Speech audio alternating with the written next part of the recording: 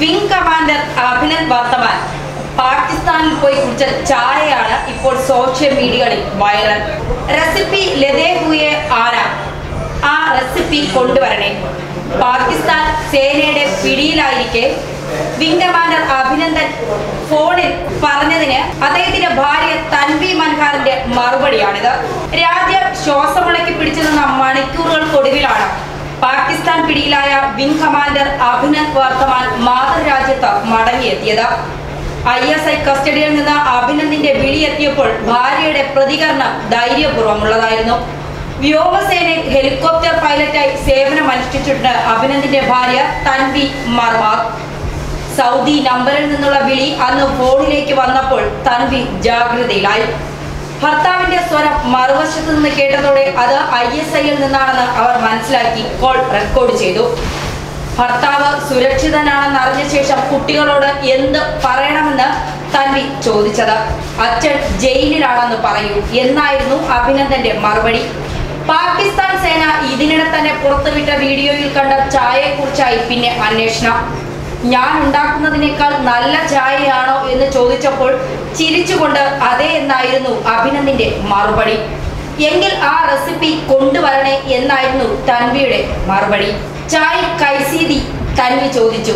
അച്ചീതി. അഭിനന്ദിന്റെ മറുപടി ഇങ്ങനെയായിരുന്നു, ഞാൻ ഉണ്ടാക്കിയതിലും നന്നായിരുന്നു. ചിരിയോടെ അഭിനന്ദിന്റെ മറുപടി, യെസ് ഇറ്റ് വാസ് ബെറ്റർ.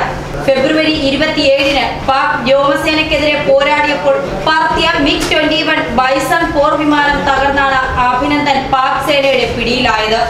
60 മണിക്കൂറിന് ശേഷം വാഗ അതിർത്തിയിലൂടെ രാജ്യത്ത് മടങ്ങിയെത്തിയതിനിടെ അഭിനന്ദനും ഭാര്യയും നടത്തിയ ഏക സംഭാഷണമായിരുന്നു ടെലിഫോണിലേത്.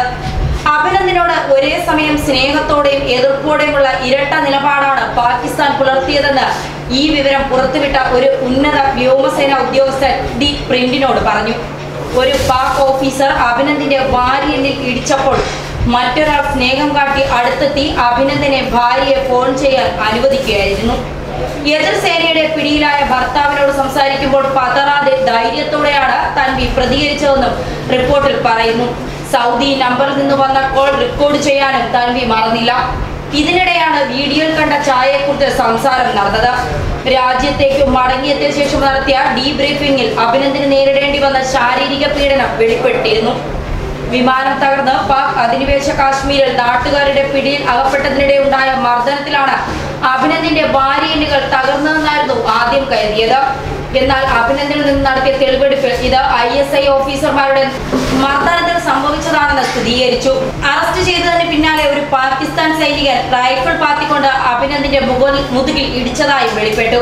പിടിയിലായ ആദ്യ 24 മണിക്കൂറിനിടെ അഭിനന്ദനെ ഉയർന്ന ശബ്ദത്തിലുള്ള സംഗീതം കേൾപ്പിക്കുകയും രൂക്ഷമായ വെളിച്ചത്തിനു മുന്നിൽ മണിക്കൂറുകൾ ചെലവഴിക്കാൻ നിർബന്ധിച്ചതായും സൂചനയുണ്ട്.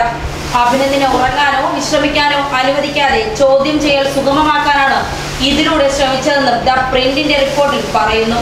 ന്യൂസ് ഡെസ്ക് മലയാളി വാർത്ത.